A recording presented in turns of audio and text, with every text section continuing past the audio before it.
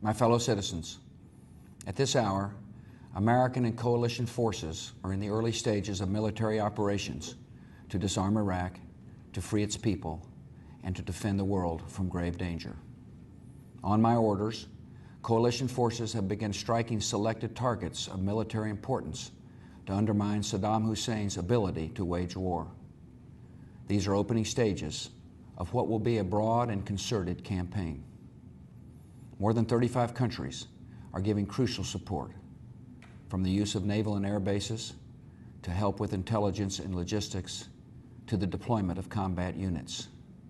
Every nation in this coalition has chosen to bear the duty and share the honor of serving in our common defense.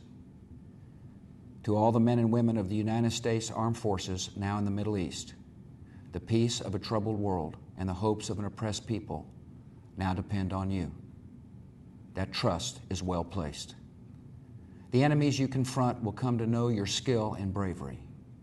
The people you liberate will witness the honorable and decent spirit of the American military.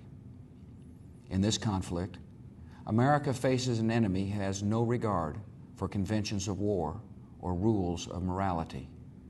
Saddam Hussein has placed Iraqi troops and equipment in civilian areas, attempting to use innocent men, women, and children as shields for his own military, a final atrocity against his people.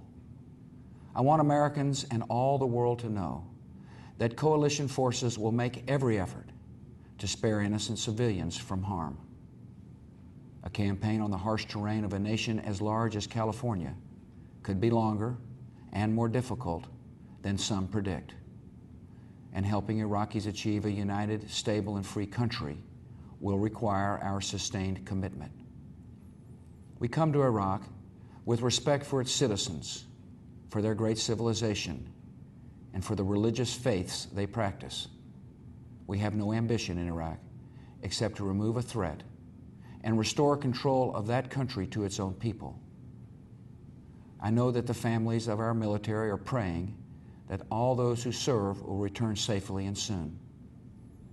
Millions of Americans are praying with you for the safety of your loved ones and for the protection of the innocent. For your sacrifice, you have the gratitude and respect of the American people.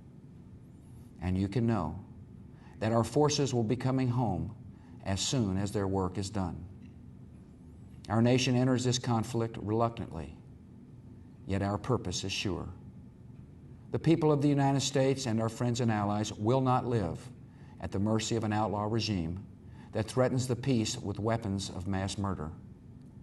We will meet that threat now with our Army, Air Force, Navy, Coast Guard, and Marines, so that we do not have to meet it later with armies of firefighters and police and doctors on the streets of our cities.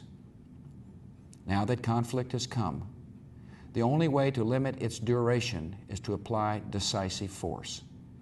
And I assure you, this will not be a campaign of half measures, and we will accept no outcome but victory. My fellow citizens, the dangers to our country and the world will be overcome. We will pass through this time of peril and carry on the work of peace. We will defend our freedom. We will bring freedom to others, and we will prevail. May God bless our country and all who defend her.